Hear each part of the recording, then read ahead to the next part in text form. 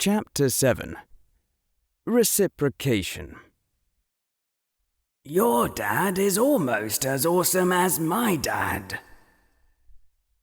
Petunia Evans Veris's lips were trembling and her eyes were tearing up as Harry hugged her midsection on platform 9 of the King's Cross station. Are you sure you don't want me to come with you, Harry?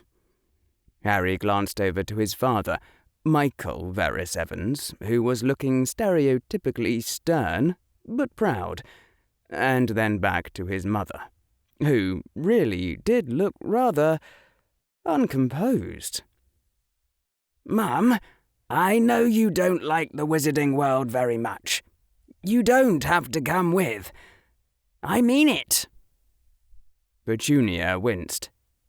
Harry, you shouldn't worry about me. I'm your mother, and if you need someone with you... Mum, I'm going to be on my own at Hogwarts for months and months.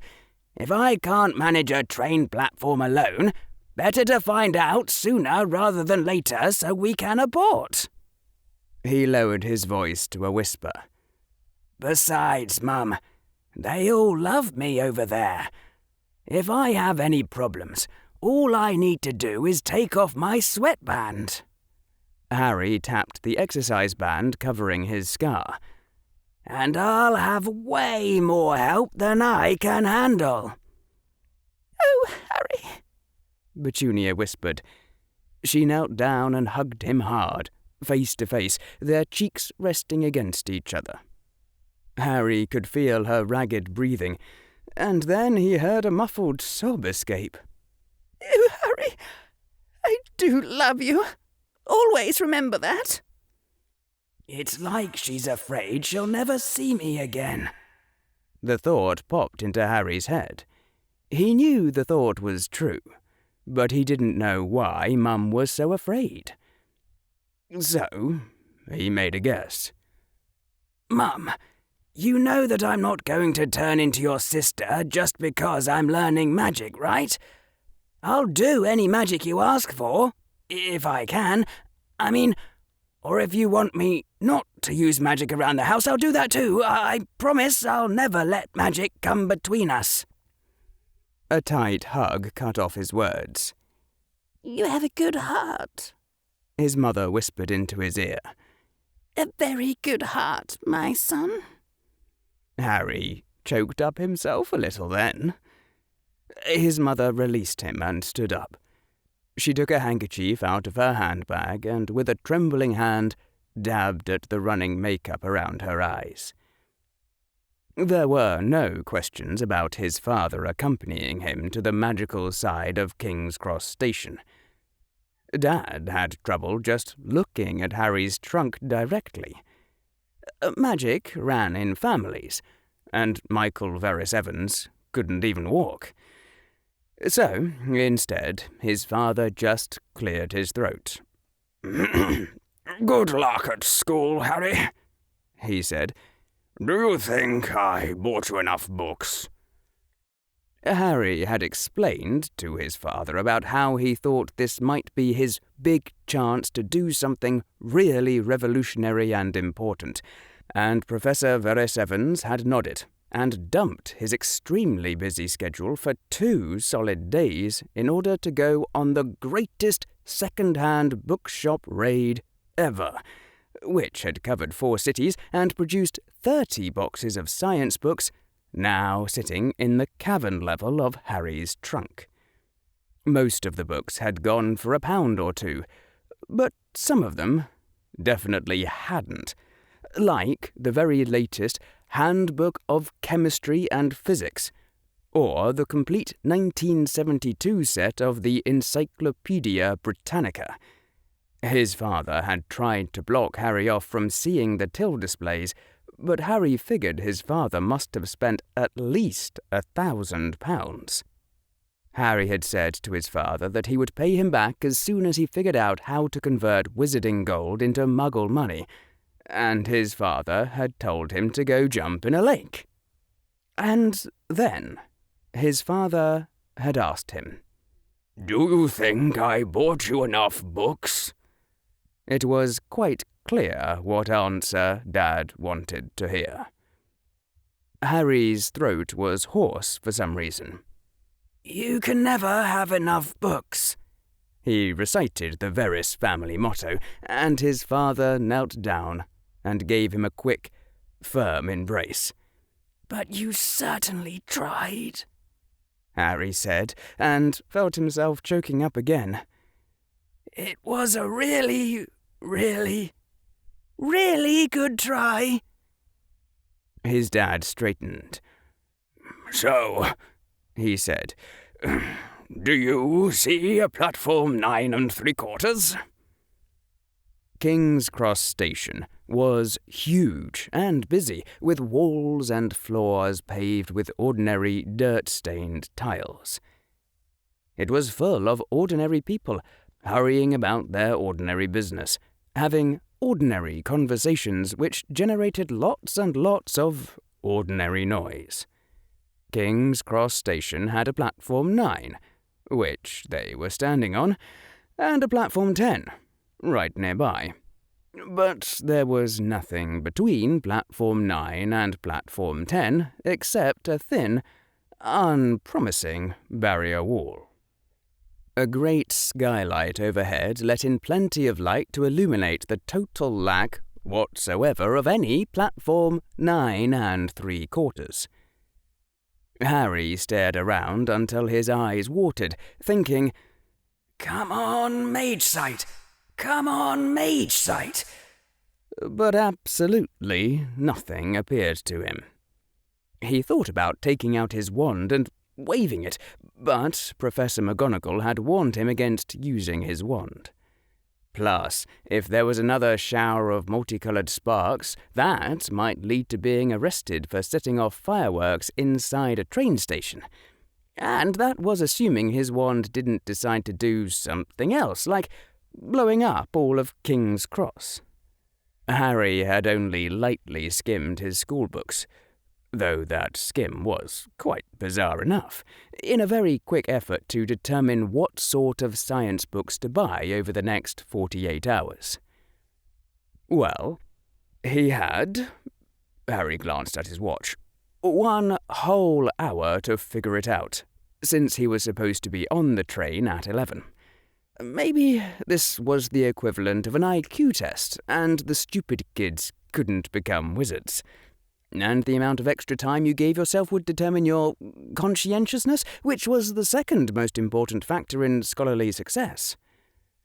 "I'll figure it out," Harry said to his waiting parents. "It's probably some sort of test thingy." His father frowned. Maybe look for a trail of mixed footprints on the ground leading somewhere that doesn't seem to make sense." "Dad," Harry said, "stop that! I haven't even tried to figure it out on my own." It was a very good suggestion, too, which was worse. "Sorry," his father apologized. Harry's mother said, "I don't think they would do that to a student, do you? Are you sure Professor McGonagall didn't tell you anything?" "Maybe she was distracted," Harry said without thinking. "Harry!" hissed his father and mother in unison. What did you do? Harry swallowed. "Look, we don't have time for this now." Harry! "I mean it. We don't have time for this now, because it's really a long story, and I've got to figure out how to get to school." His mother had a hand over her face. "Oh, how bad was it?" I can't talk about that for reasons of national security. About half as bad as the incident with the science project." Harry! Oh, look, there are some people with an owl. I'll go ask them how to get in." And Harry ran away from his parents towards the family of fiery redheads, his trunk automatically slithering behind him. The plump woman looked to him as he arrived. Oh, hello, dear. First time at Hogwarts. Ron's new too. And then she peered closely at him. Harry Potter? 4 boys and a red-headed girl and an owl all swung around and then froze in place. Oh, come on! Harry protested. He had been planning to go as Harry Verus, at least until he got to Hogwarts. I bought a sweatband and everything. How come you know who I am? Yes, Harry's father said, coming up behind him with long, easy strides.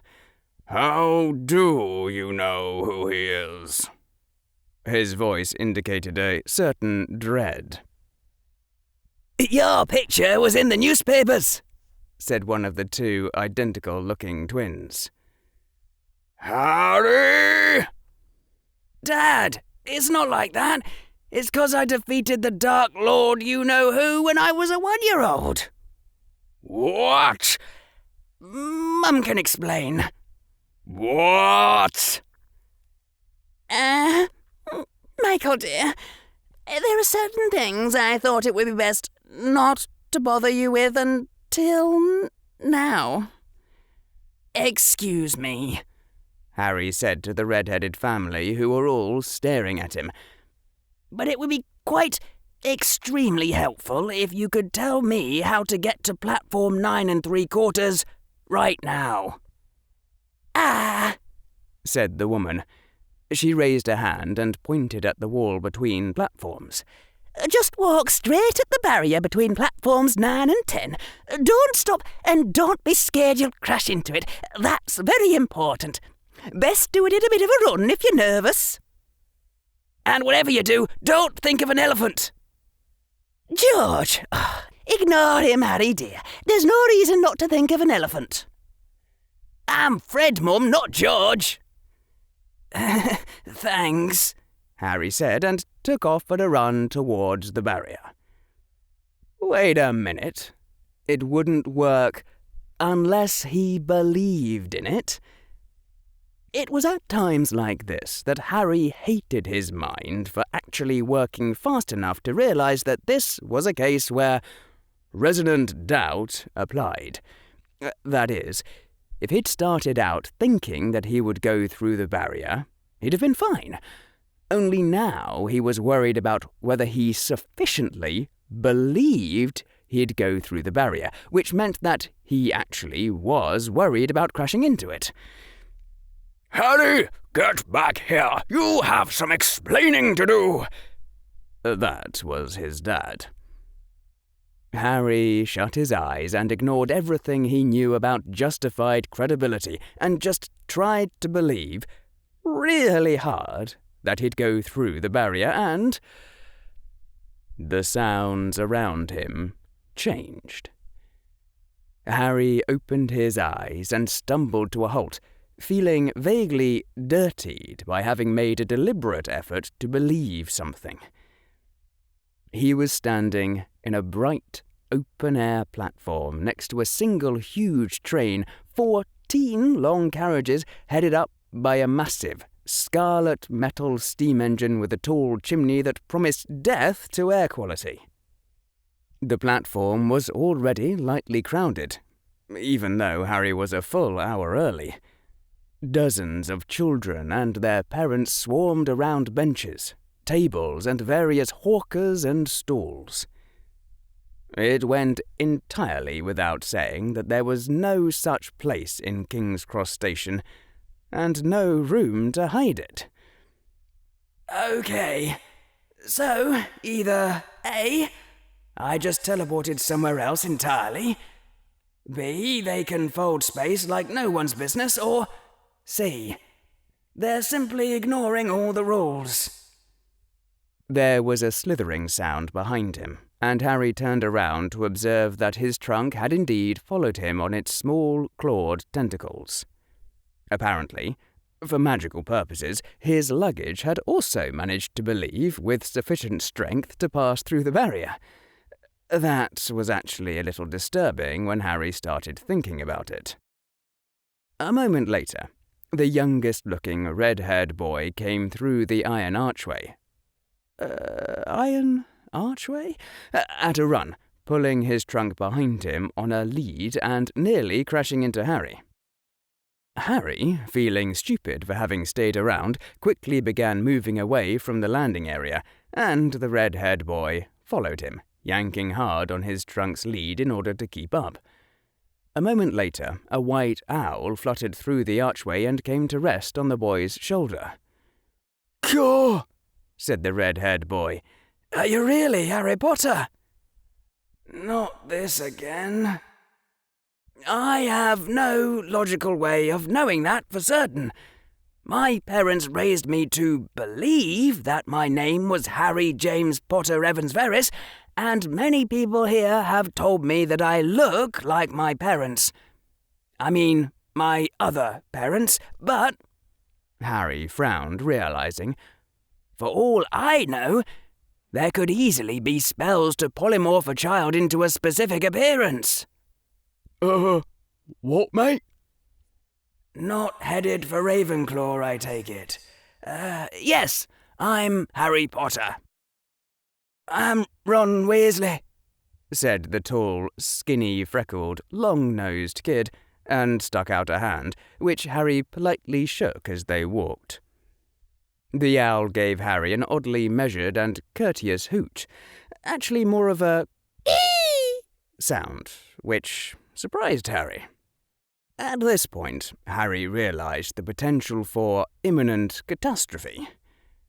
"Just a second," he said to Ron, and opened one of the drawers of his trunk, the one that, if he recalled correctly, was for winter clothes.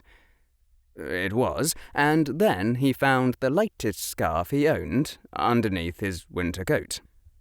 Harry took off his sweatband and just as quickly unfolded the scarf and tied it around his face.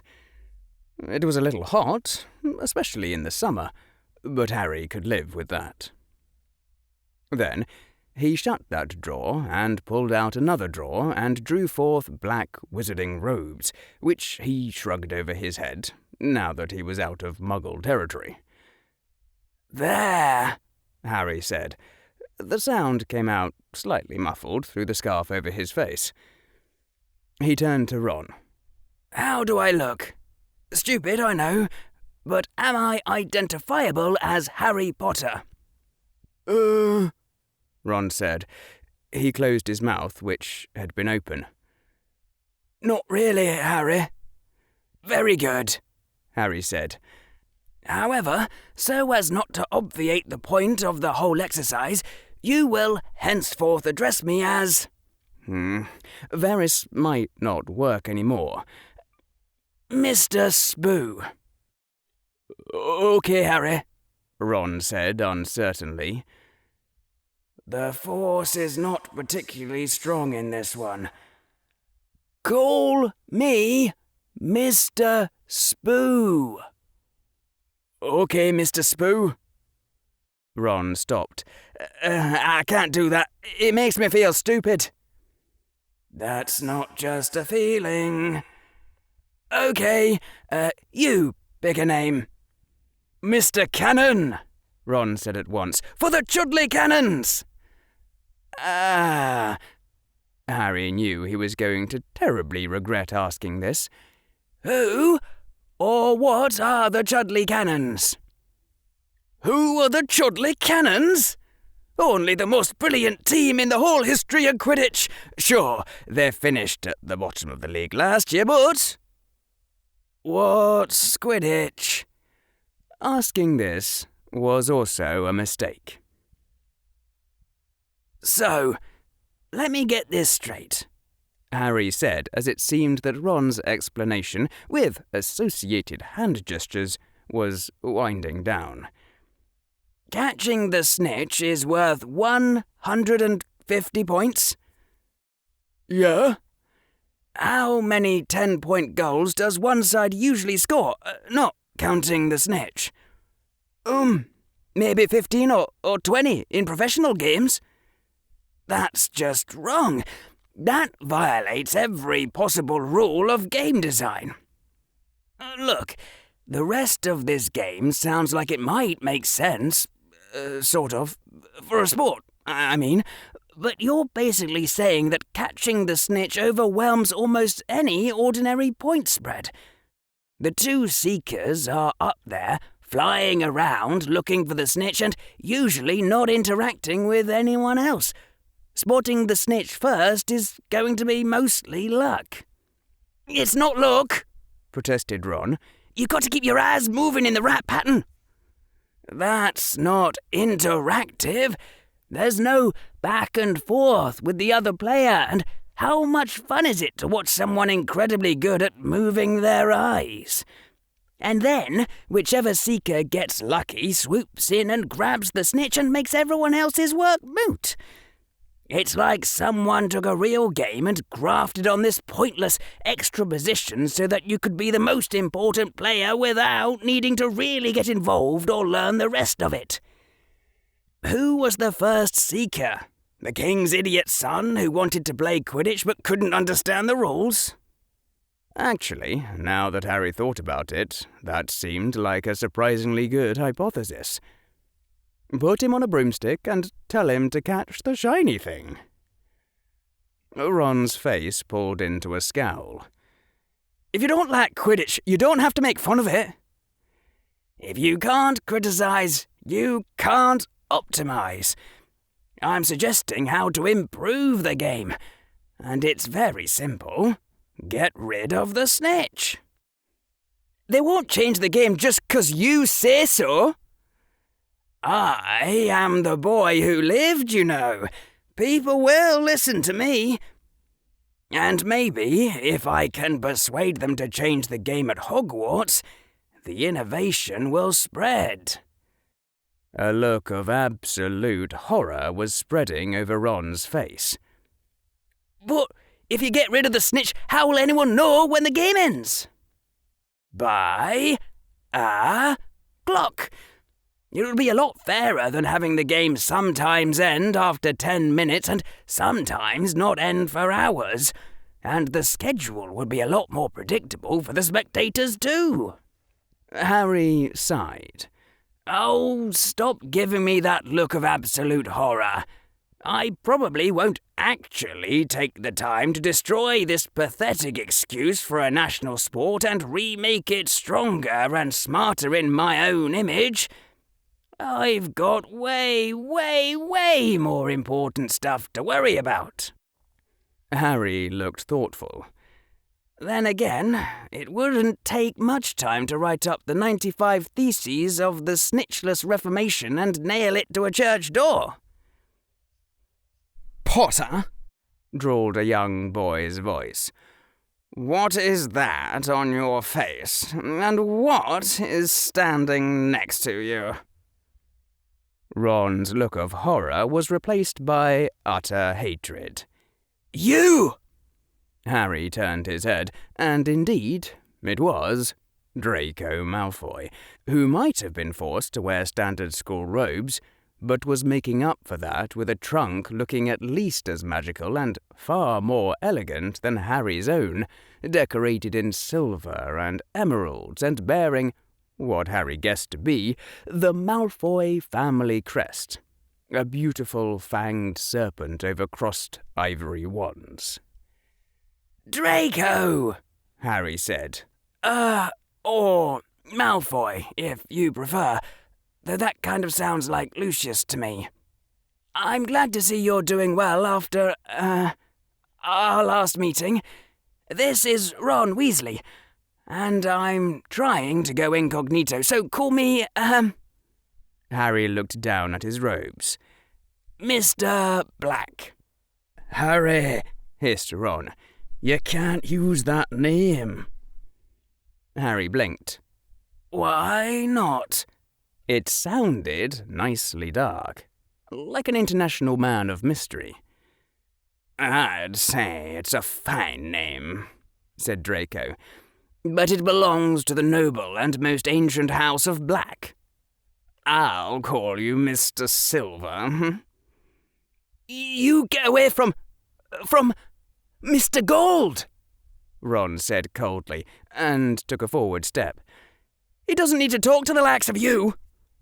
Harry raised a placating hand. I'll go by Mr. Bronze. Thanks for the naming scheme. And, Ron, Harry struggled to find a way to say this. I'm glad you're so enthusiastic about protecting me, but I don't particularly mind talking to Draco. This was apparently the last straw for Ron, who spun on Harry with eyes now aflame with outrage. What? Do you know who this is? Yes, Ron, Harry said. You may remember that I called him Draco, without him needing to introduce himself. Draco sniggered. Then his eyes lit on the white owl on Ron's shoulder. Oh, what's this? Draco said in a drawl rich with malice. Where's the famous Weasley family rat? Buried in the backyard, Ron said coldly. Oh, how sad. But, Mr. Bronze, I should mention that the Weasley family is widely agreed to have the best pet story ever. Want to tell it, Weasley? Ron's face contorted. You wouldn't think it funny if it happened to your family? Oh, Draco purred. But it wouldn't ever happen to the Malfoys. Ron's hands clenched into fists. That's enough, Harry said, putting as much quiet authority into the voice as he could manage.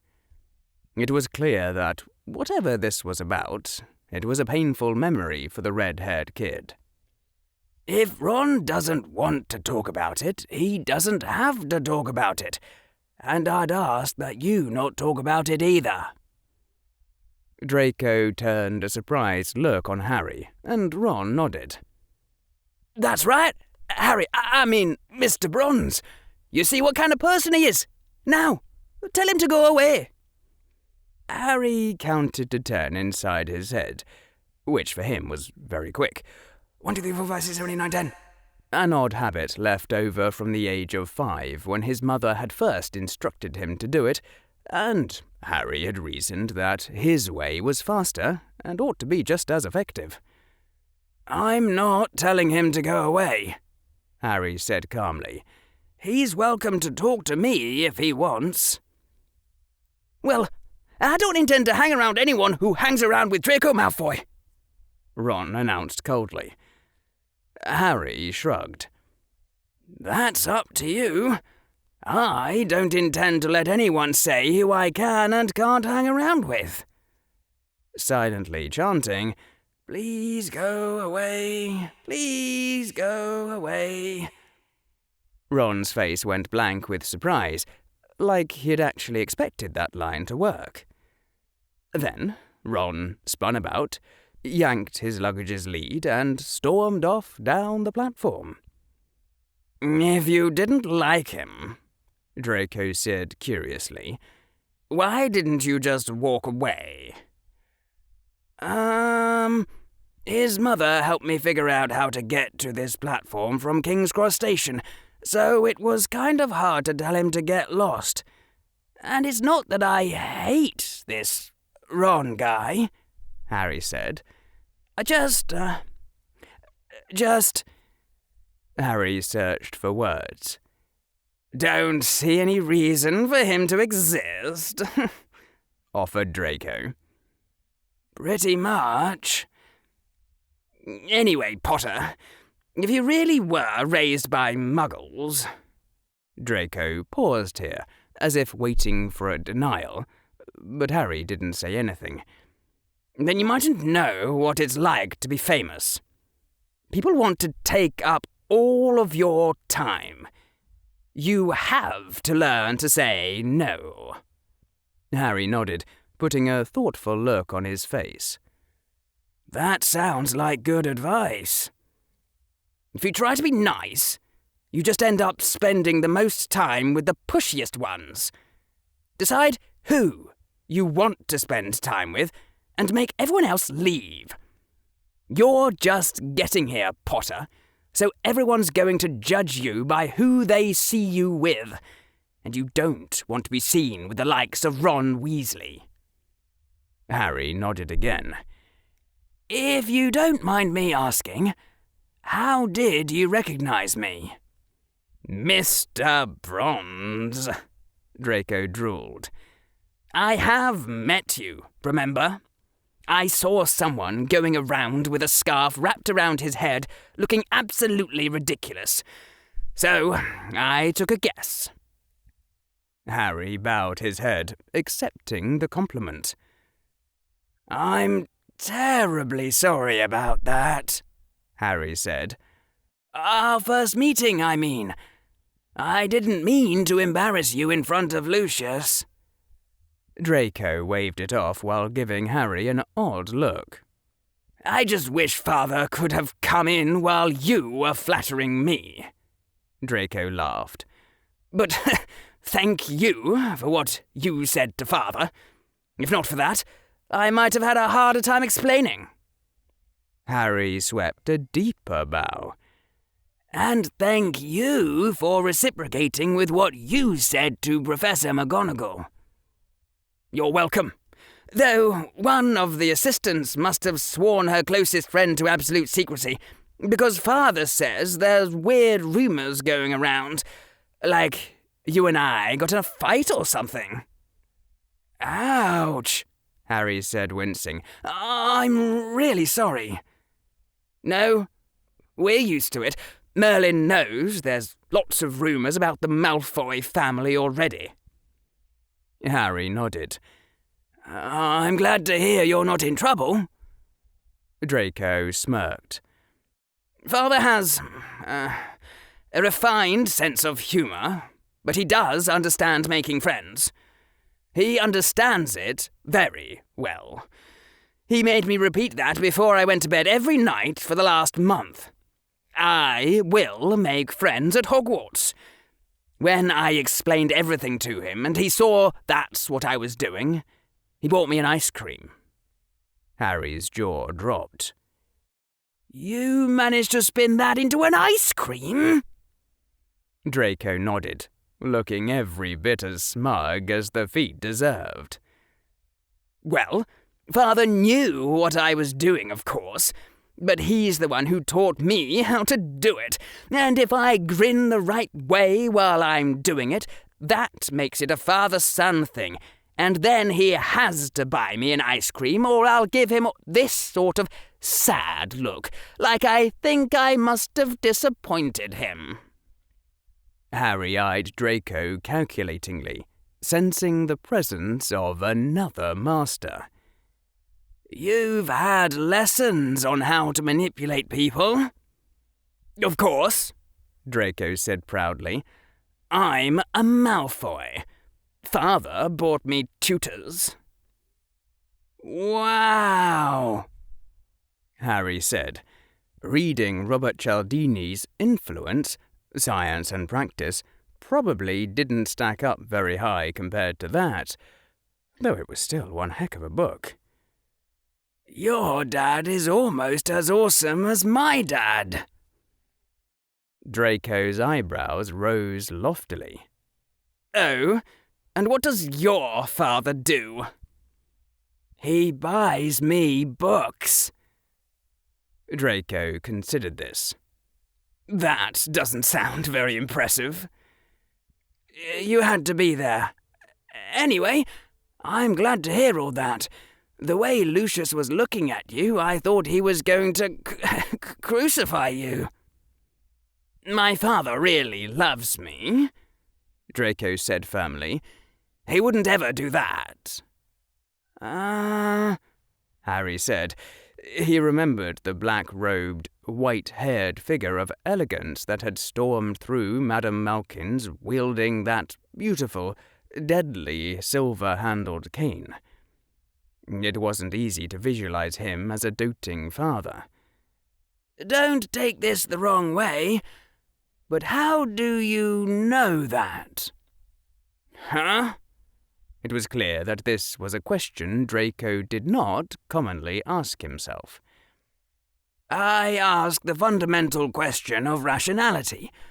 Why do you believe what you believe? What do you think you know, and how do you think you know it? What makes you think Lucius wouldn't sacrifice you the same way he'd sacrifice anything else for power? Draco shot Harry another odd look. Just what do you know about father? Seat on the Wizengamot, seat on Hogwarts Board of Governors, incredibly wealthy, has the ear of Minister Fudge, has the confidence of Minister Fudge, probably has some highly embarrassing photos of Minister Fudge, most prominent blood purist now that the Dark Lord's gone, former Death Eater who was found to have the Dark Mark but got off by claiming to be under the Imperius Curse, which was ridiculously implausible and pretty much everyone knew it, evil with a capital E, and a born killer. I think that's it. Draco's eyes had narrowed to slits. McGonagall told you that, did she? No, she wouldn't say anything to me about Lucius afterwards, except to stay away from him. So, during the incident at the potion shop, while Professor McGonagall was busy yelling at the shopkeeper and trying to get everything under control, I grabbed one of the customers and asked them about Lucius. Draco's eyes were wide again. Did you really? Harry gave Draco a puzzled look. If I lied the first time, I'm not going to tell you the truth just because you asked twice. There was a certain pause as Draco absorbed this. You're so completely going to be in Slytherin. I'm so completely going to be in Ravenclaw, thank you very much. I only want power so I can get books. Draco giggled. Yeah, right. Anyway, to answer what you asked... Draco took a deep breath, and his face turned serious. Father once missed a Wizengamot vote for me. I was on a broom, and I fell off and broke a lot of ribs. It really hurt. I'd never hurt that much before, and I thought I was going to die. So, Father missed this really important vote because he was there by my bed at St. Mungo's, holding my hands and promising me that I was going to be okay. Harry glanced away uncomfortably, then, with an effort, forced himself to look back at Draco. Why are you telling me that? It seems sort of private. Draco gave Harry a serious look. One of my tutors once said that people form close relationships by knowing private things about each other. And the reason most people don't make close friends is because they're too embarrassed to share anything really important about themselves. Draco turned his palms out, invitingly. Your turn.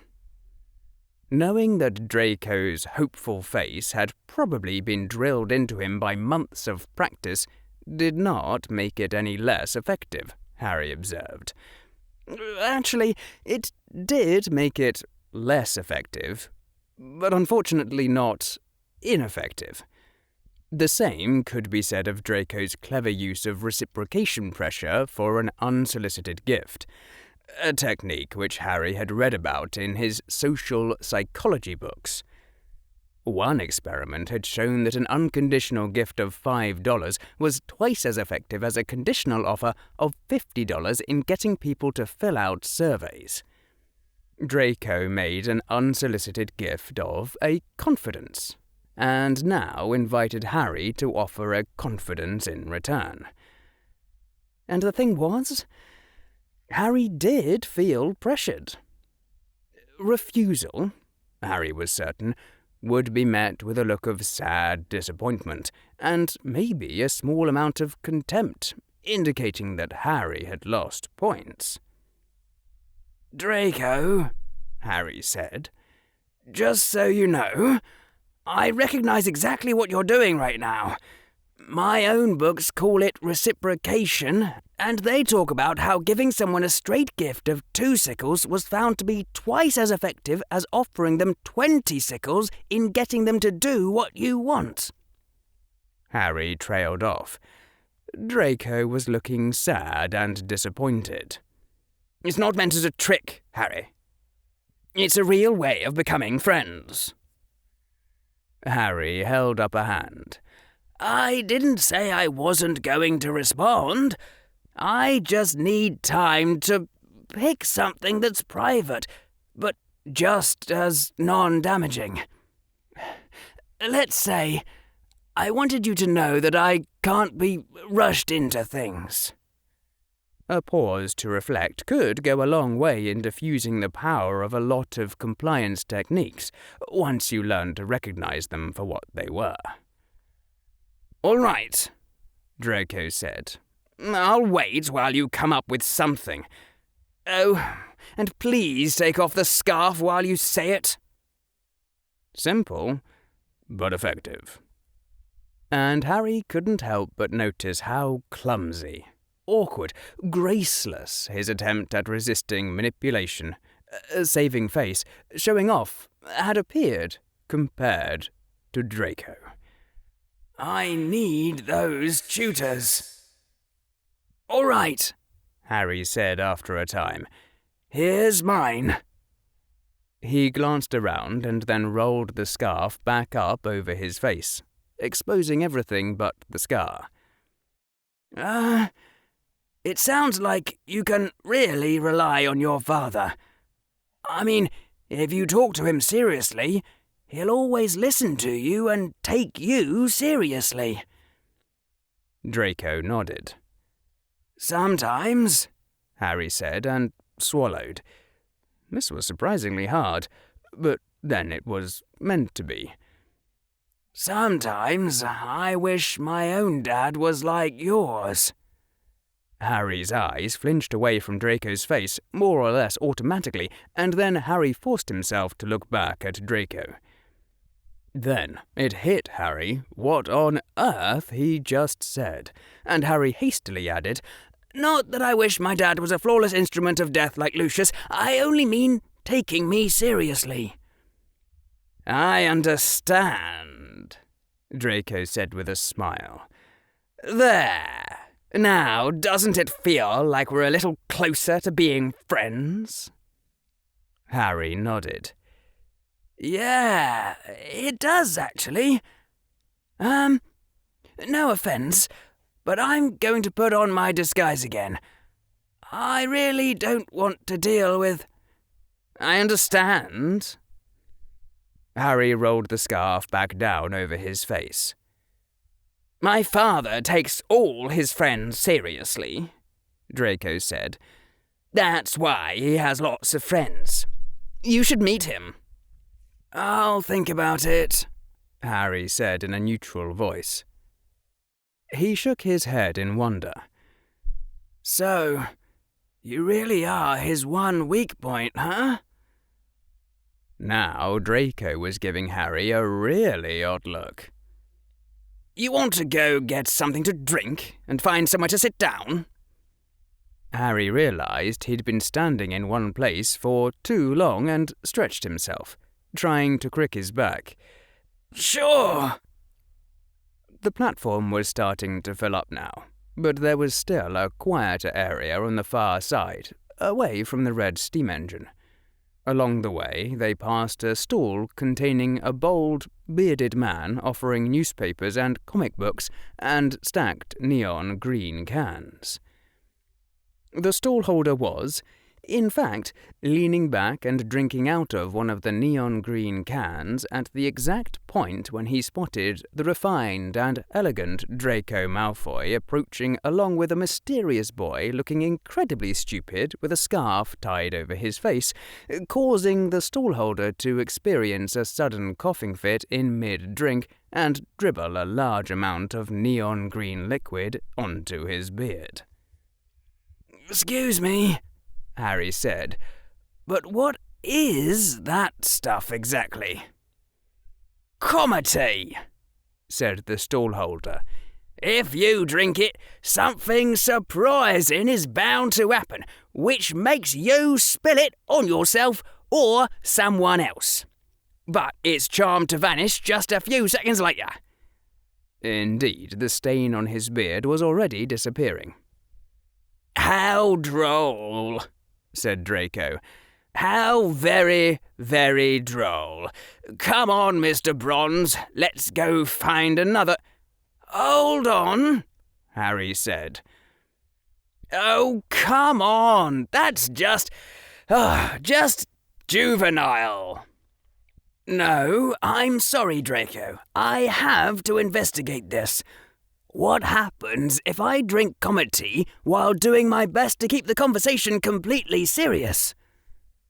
The stallholder smiled mysteriously. "Who knows? A friend walks by in a frog costume. Something unexpected is bound to happen." "No, I'm sorry. I just don't believe it. That violates my much-abused suspension of disbelief on so many levels, I don't even have the language to describe it. There's just no way a bloody drink can manipulate reality to produce comedy setups, or I'm going to give up and retire to the Bahamas." Draco groaned. Are we really going to do this?" "You don't have to drink it, but I have to investigate. Have to. How much?"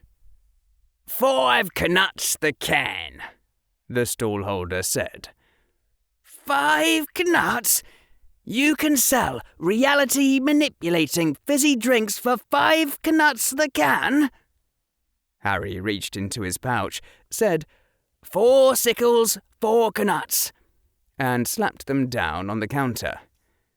2 dozen cans, please." I'll also take 1. Draco sighed and started to reach for his pockets.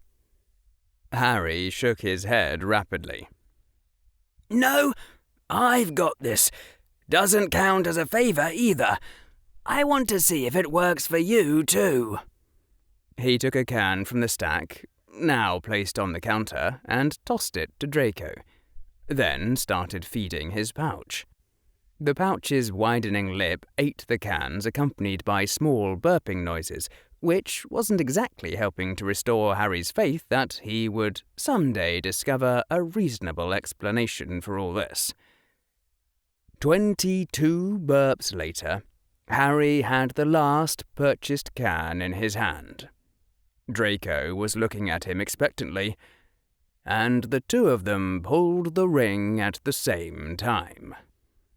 Harry rolled up his scarf to expose his mouth, and they tilted their heads back and drank the comedy. It somehow tasted bright green, extra fizzy, and limier than lime. Aside from that, nothing else happened. Harry looked at the stallholder, who was watching them benevolently. "All right. If this guy just took advantage of a natural accident to sell me 24 cans of nothing, I'm going to applaud his creative entrepreneurial spirit and then kill him." "It doesn't always happen immediately," the stallholder said, "but it's guaranteed to happen once per can or your money back." Harry took another long drink. Once again, nothing happened. Maybe I should just chug the whole thing as fast as possible and hope my stomach doesn't explode from all the carbon dioxide, or that I don't burp while drinking it. No, he could afford to be a little patient. But honestly, Harry didn't see how this was going to work. You couldn't go up to someone and say, "Now I'm going to surprise you," or "And now I'm going to tell you the punchline of the joke, and it'll be really funny." It ruined the shock value. In Harry's state of mental preparedness, Lucius Malfoy could have walked past in a ballerina outfit and it wouldn't have made him do a proper spit take. Just what sort of wacky shenanigan was the universe supposed to cough up now? "Anyway, let's sit down," Harry said.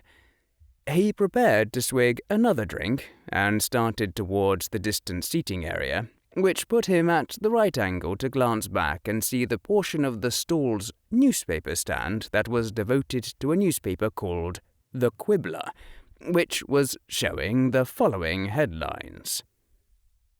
"Boy who lived gets Draco Malfoy pregnant."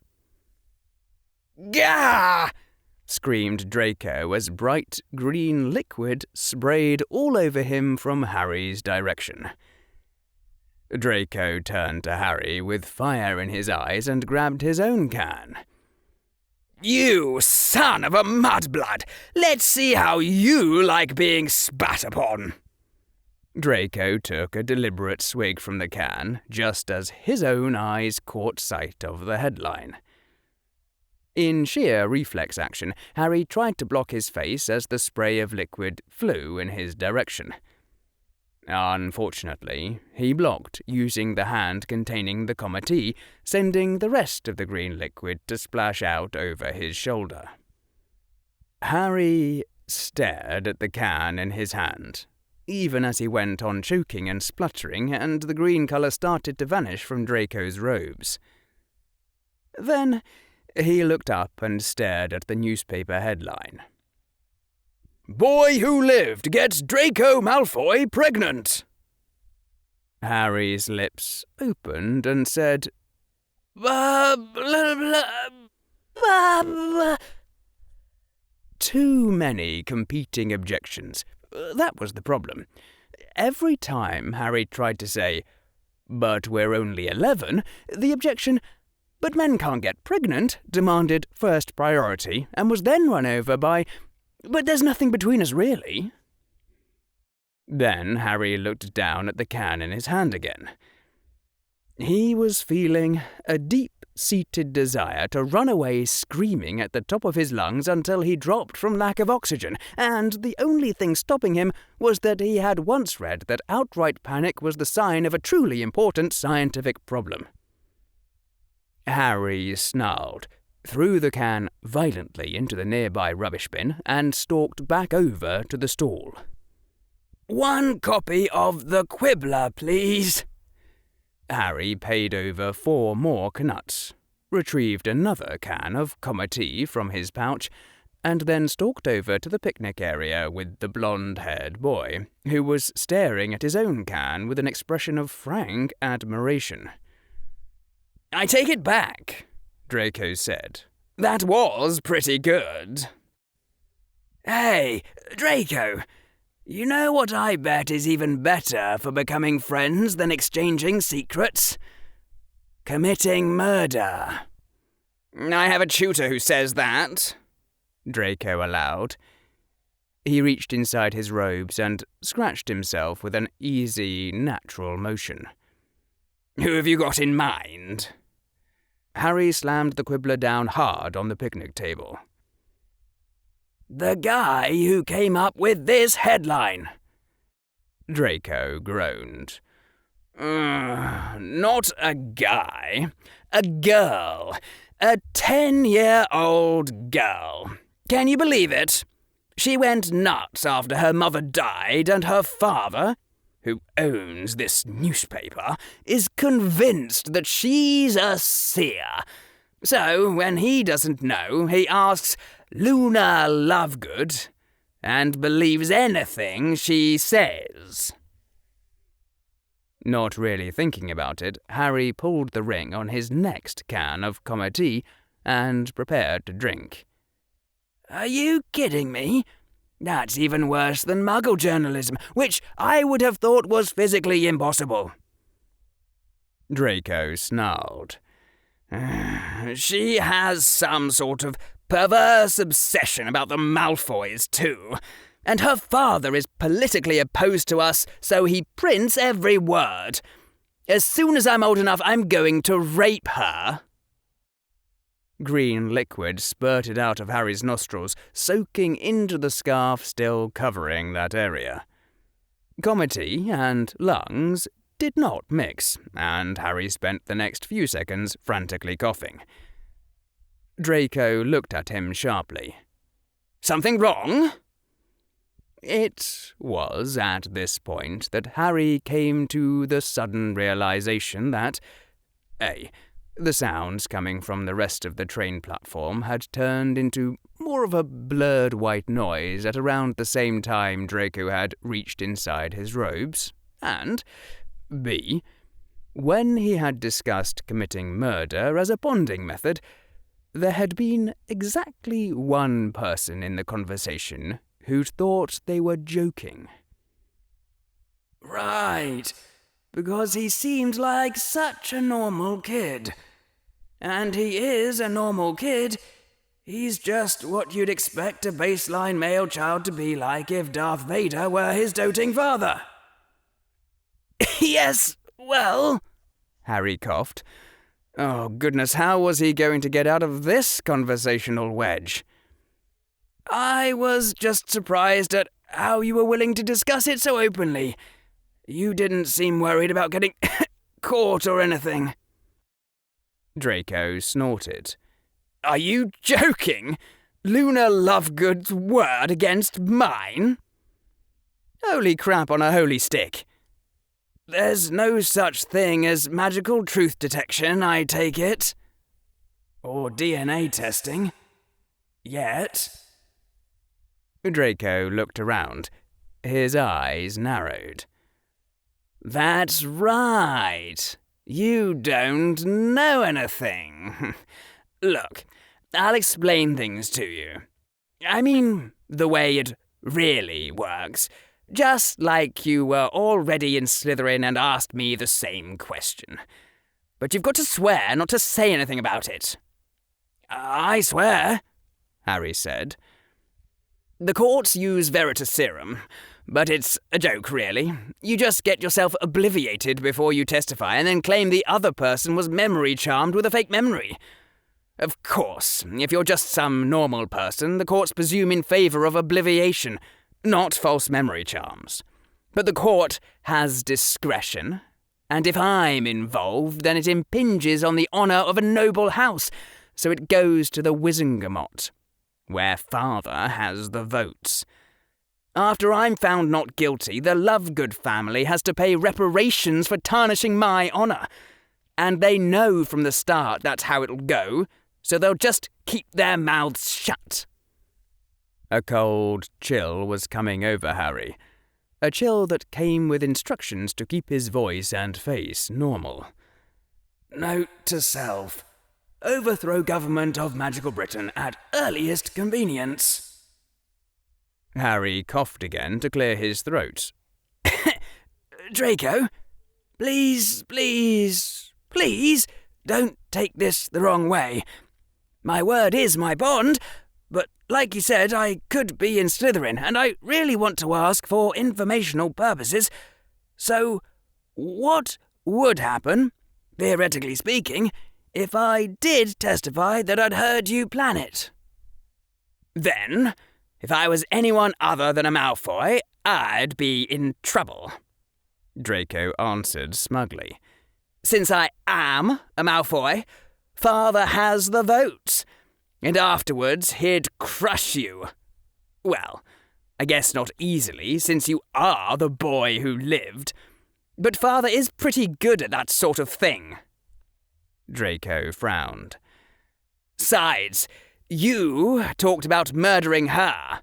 Why weren't you worried about me testifying after she turns up dead? How did my day go this wrong? Harry's mouth was already moving faster than he could think.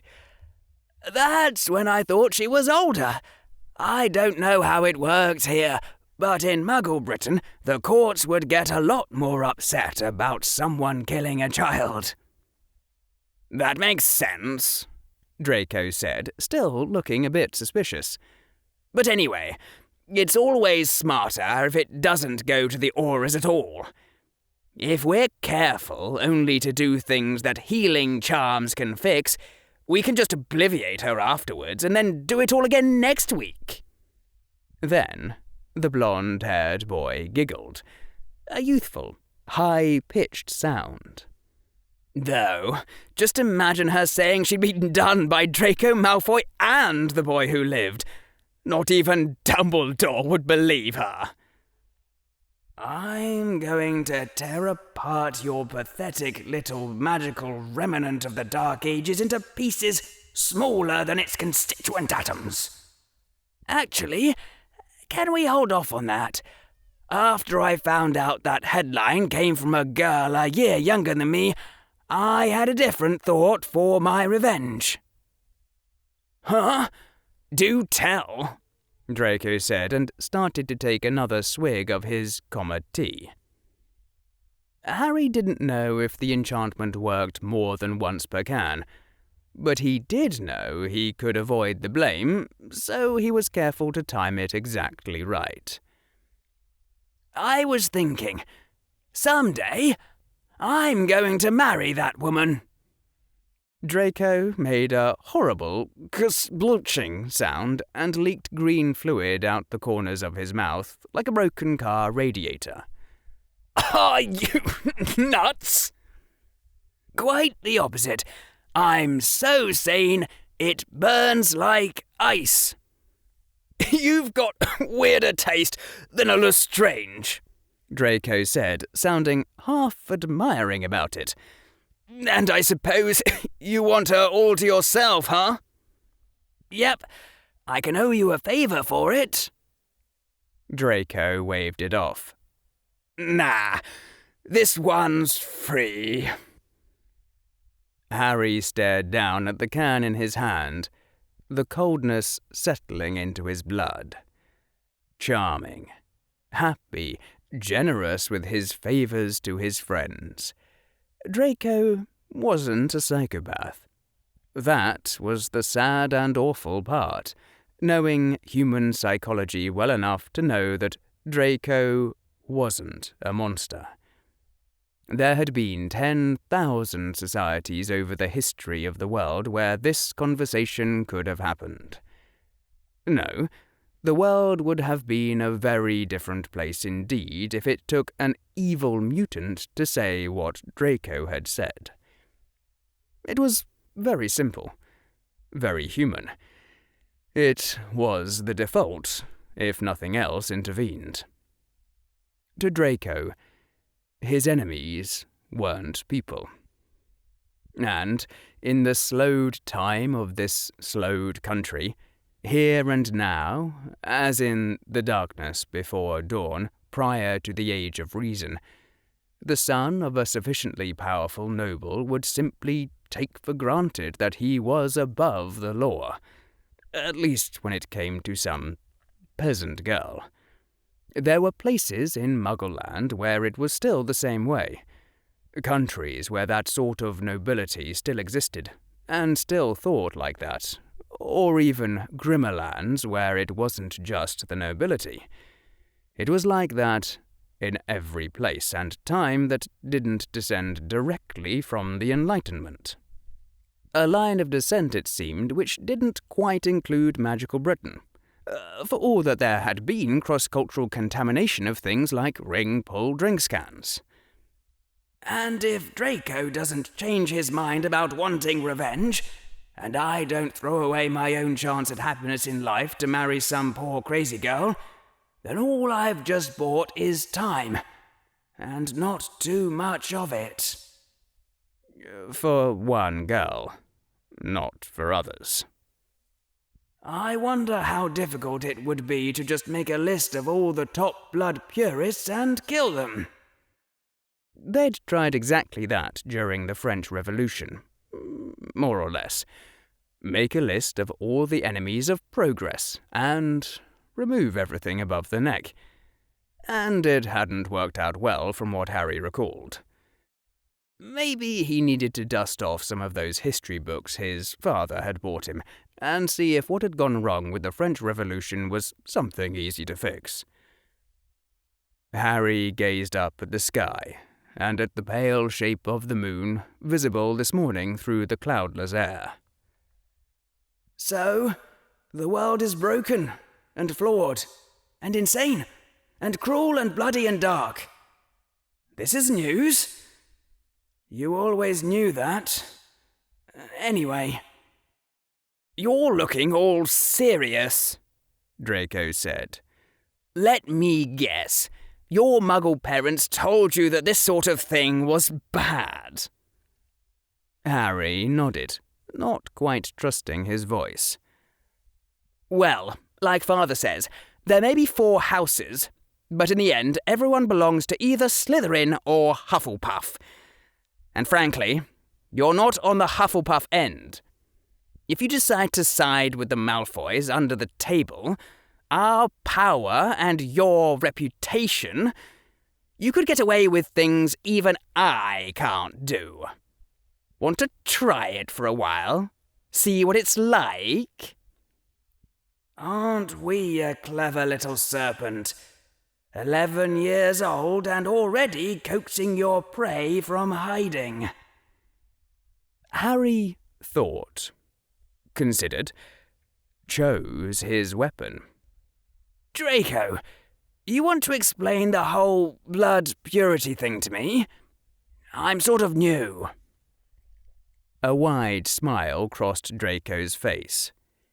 You really should meet Father and ask him, you know. He's our leader. Give me the 30-second version. Okay, Draco said. He drew in a deep breath, and his voice grew slightly lower and took on a cadence. Our powers have grown weaker, generation by generation, as the mud-blood taint increases. Where Salazar and Godric and Rowena and Helga once raised Hogwarts by their power, creating the locket and the sword and the diadem and the cup, no wizard of these faded days has risen to rival them. We are fading, all fading into muggles as we interbreed with their spawn and allow our squibs to live. If the taint is not checked, soon our wands will break and all our arts will cease. The line of Merlin will end and the blood of Atlantis fail. Our children will be left scratching at the dirt to survive like the mere muggles, and darkness will cover all the world forever. Draco took another swig from his drinks can, looking satisfied. That seemed to be the whole argument, as far as he was concerned. Persuasive, Harry said, meaning it descriptively rather than normatively. It was a standard pattern. The fall from grace, the need to guard what purity remained against contamination, the past sloping upwards and the future sloping only down. And that pattern also had its counter. I have to correct you on one point of fact, though. Your information about the Muggles is a bit out of date. We aren't exactly scratching at the dirt anymore. Draco's head snapped around. What? What do you mean, we? We, the scientists, the line of Francis Bacon and the blood of the Enlightenment. Muggles didn't just sit around crying about not having wands. We have our own powers now. with or without magic. If all your powers fail, then we will all have lost something very precious, because your magic is the only hint we have as to how the universe must really work. But you won't be left scratching at the ground. Your houses will still be cool in summer and warm in winter. There will still be doctors and medicine. Science can keep you alive if magic fails. It'd be a tragedy, but not literally the end of all the light in the world. Just saying. Draco had backed up several feet, and his face was full of mixed fear and disbelief. What in the name of Merlin are you talking about, Potter? Hey, I listened to your story. Won't you listen to mine? Clumsy. Harry chided himself, but Draco actually did stop backing off and seemed to listen. Anyway, Harry said, I'm saying that you don't seem to have been paying much attention to what goes on in the Muggle world. Probably because the whole wizarding world seemed to regard the rest of Earth as a slum, deserving around as much news coverage as the Financial Times awarded the routine agonies of Burundi. All right, quick check. Have wizards ever been to the moon? That thing. Harry pointed up to that huge and distant globe. What? Draco said. It was pretty clear the thought had never occurred to the boy. Go to the... It's just a... His finger pointed at the little pale thingy in the sky. You can't apparate to somewhere you've never been. And how would anyone get to the moon in the first place? Hold on, Harry said to Draco. I'd like to show you a book I brought with me. I think I remember what box it's in. And Harry stood up and kneeled down and yanked out the stairs to the cavern level of his trunk, then tore down the stairs and heaved a box off another box, coming perilously close to treating his books with disrespect, and snatched off the box cover and quickly but carefully pried out a stack of books. Harry had inherited the nigh magical Varys ability to remember where all his books were, even after seeing them just once, which was rather mysterious considering the lack of any genetic connection. And Harry raced back up the stairs and shoved the staircase back into the trunk with his heel and, panting, turned the pages of the book until he found the picture he wanted to show Draco. The one with the white, dry, cratered land, and the suited people, and the blue-white globe hanging over it all. That picture.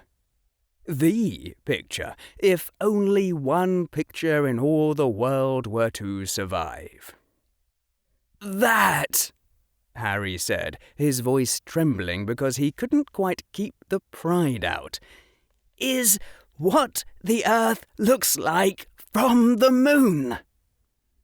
Draco slowly leaned over. There was a strange expression on his young face. If that's a real picture, why isn't it moving? Moving? Oh.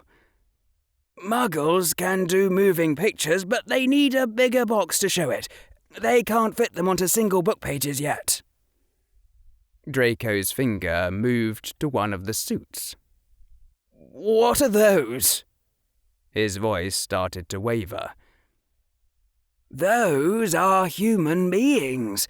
They're wearing suits that cover their whole bodies to give them air, because there is no air on the moon.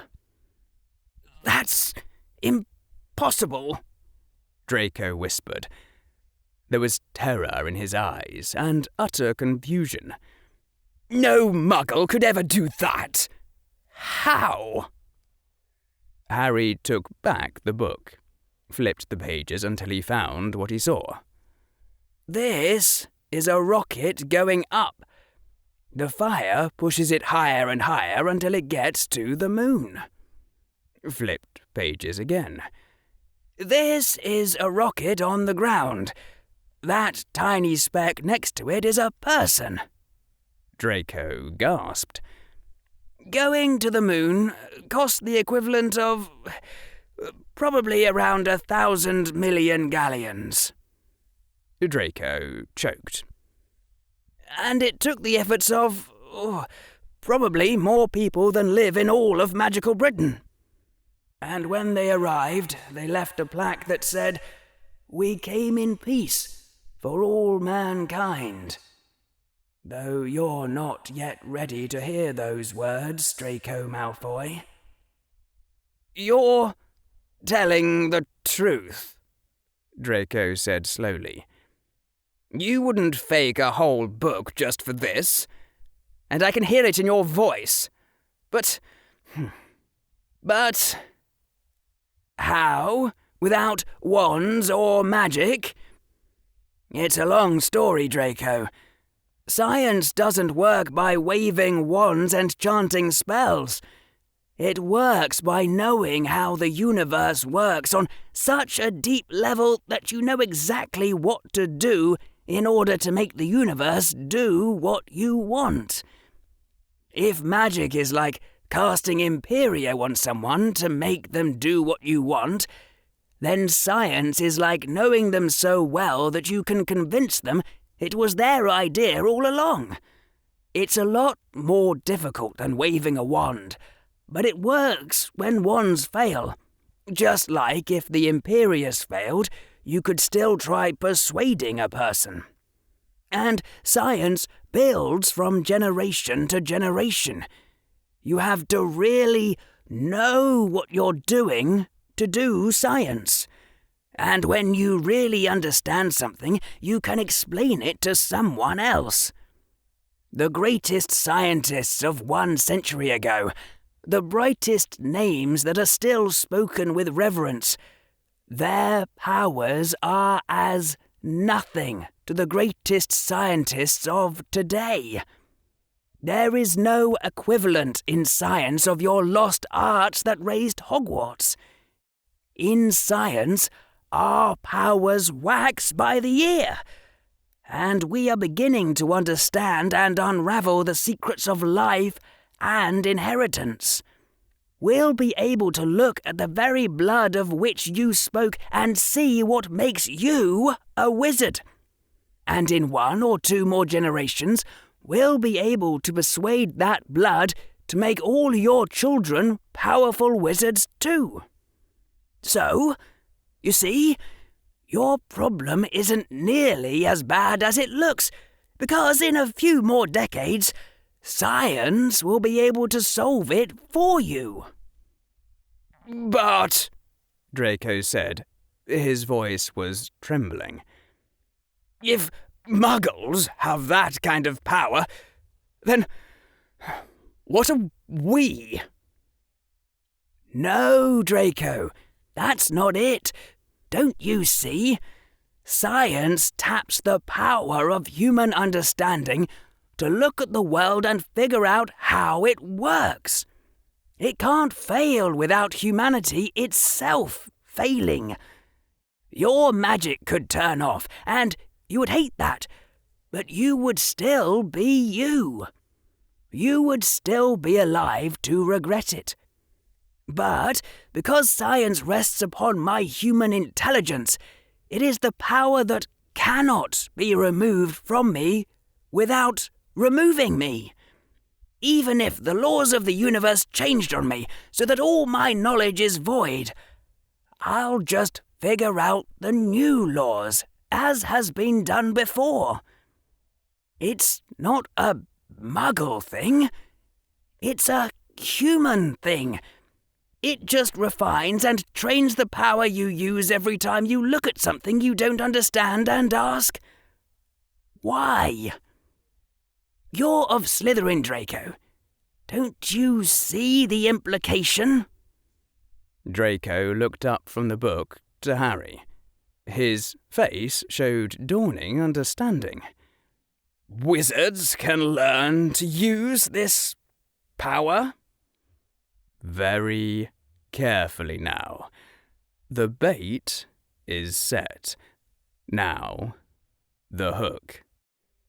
If you can learn to think of yourself as a human instead of a wizard, then you can train and refine your powers as a human. And if that instruction wasn't in every science curriculum, Draco didn't need to know it, did he? Draco's eyes were now thoughtful. You've already done this? To some extent, Harry allowed. My training isn't complete, not at 11, but my father also bought me tutors, you see. Sure, they'd been starving grad students, and it had only been because Harry slept on a 26-hour cycle, but leave all that aside for now. Slowly, Draco nodded. You think you can master both arts? Add the powers together and... Draco stared at Harry. Make yourself lord of the two worlds?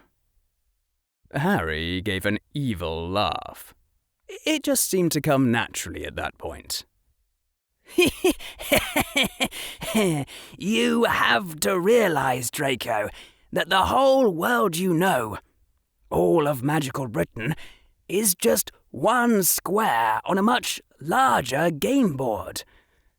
The game board that includes places like the moon and the stars in the night sky, which are light just like the sun, only unimaginably far away, and things like galaxies that are vastly huger than the Earth and Sun. Things so large that only scientists can see them, and you don't even know they exist. But I really am Ravenclaw, you know, not Slytherin. I don't want to rule the universe. I just think it could be more sensibly organized. There was awe on Draco's face. Why are you telling me this? Oh, there aren't many people who know how to do true science. Understanding something for the very first time, even if it confuses the hell out of you. Help would be helpful. Draco stared at Harry with his mouth open. But make no mistake, Draco. True science really isn't like magic. You can't just do it and walk away unchanged, like learning how to say the words of a new spell. The power comes with a cost. A cost so high that most people refuse to pay it. Draco nodded at this, as though, finally, he had heard something he could understand. And that cost? Learning to admit you're wrong. Draco said after the dramatic pause had stretched on for a while. You going to explain that? Trying to figure out how something works on that deep level, the first 99 explanations you come up with are wrong. The 100th is right. So you have to learn how to admit you're wrong over and over and over again. It doesn't sound like much, but it's so hard that most people can't do science. Always questioning yourself, always taking another look at things you've always taken for granted. Like having a snitch in Quidditch. And every time you change your mind, you change yourself. But I'm getting way ahead of myself here. Way ahead of myself. I just want you to know. I'm offering to share some of my knowledge, if you want. There's just one condition. Uh-huh, Draco said. You know, Father says that when someone says that to you, it's never a good sign. Ever. Harry nodded. Now, don't mistake me and think that I'm trying to drive a wedge between you and your father. It's not about that. It's just about me wanting to deal with someone my own age, rather than having this be between me and Lucius. I think your father would be okay with that too. He knows you have to grow up sometime. But your moves in our game have to be your own. That's my condition. That I'm dealing with you, Draco, not your father. I've got to go, Draco said. He stood up. I've got to go off and think about this. Take your time, Harry said. The sounds of the train platform changed from blurs into murmurs as Draco wandered off. Harry slowly exhaled the air he'd been holding in, without quite realizing it, and then looked at the watch on his wrist. A simple mechanical model that his father had bought him in hope it would work in magic's presence. The second hand was still ticking, and if the minute hand was right, then it wasn't quite 11 just yet. He probably ought to get on the train soon and start looking for what's-her-face, but it seemed worth taking a few minutes first to do some breathing exercises and see if his blood warmed up again. But when Harry looked up from his watch, he saw two figures approaching, looking utterly ridiculous with their faces cloaked by winter scarves. "Hello, Mr. Bronze," said one of the masked figures. "Can we interest you in joining the Order of Chaos?" Aftermath. Not so long after that, when all that day's fuss had finally subsided, Draco was bent over a desk, with quill in hand. He had a private room in the Slytherin dungeons, with its own desk and its own fire. Sadly, not even he rated a connection to the flu system, but at least Slytherin didn't buy into that utter nonsense about making everyone sleep in dorms. There weren't many private rooms. You had to be the very best, within the house of the better sort, but that could be taken for granted with the House of Malfoy. "Dear Father," Draco wrote, and then he stopped. Ink slowly dripped from his quill, staining the parchment near the words. Draco wasn't stupid. He was young, but his tutors had trained him well. Draco knew that Potter probably felt a lot more sympathy towards Dumbledore's faction than Potter was letting on. Though Draco did think Potter could be tempted. It was crystal clear that Potter was trying to tempt Draco, just as Draco was trying to tempt him. And it was also clear that Potter was brilliant, and a whole lot more than just slightly mad, and playing a vast game that Potter himself mostly didn't understand, improvised at top speed with the subtlety of a rampaging Nundu. But Potter had managed to choose a tactic that Draco couldn't just walk away from. He had offered Draco a part of his own power, gambling that Draco couldn't use it without becoming more like him. His father had called this an advanced technique, and had warned Draco that it often didn't work. Draco knew he hadn't understood everything that had happened, but Potter had offered him the chance to play, and right now, it was his. And if he blurted the whole thing out, it would become father's. In the end, it was as simple as that. The lesser techniques require the unawareness of the target, or at least their uncertainty. Flattery has to be plausibly disguised as admiration. "You should have been in Slytherin" is an old classic, highly effective on a certain type of person who isn't expecting it, and if it works, you can repeat it. But when you find someone's ultimate lever, it doesn't matter if they know you know. Potter, in his mad rush, had guessed a key to Draco's soul. And if Draco knew that Potter knew it, even if it had been an obvious sort of guess, that didn't change anything. So, now, for the first time in his life, he had real secrets to keep. He was playing his own game. There was an obscure pain to it, but he knew that Father would be proud, and that made it all right. Leaving the ink droppings in place, there was a message there, and one that his father would understand, for they had played the game of subtleties more than once. Draco wrote out the one question that really had gnawed at him about the whole affair. The part that it seemed he ought to understand, but he didn't. Not at all. Dear Father, suppose I told you that I met a student at Hogwarts, not already part of our circle of acquaintances, who called you a flawless instrument of death, and said that I was your one weak point. What would you say about him? It didn't take long after that for the family owl to bring the reply.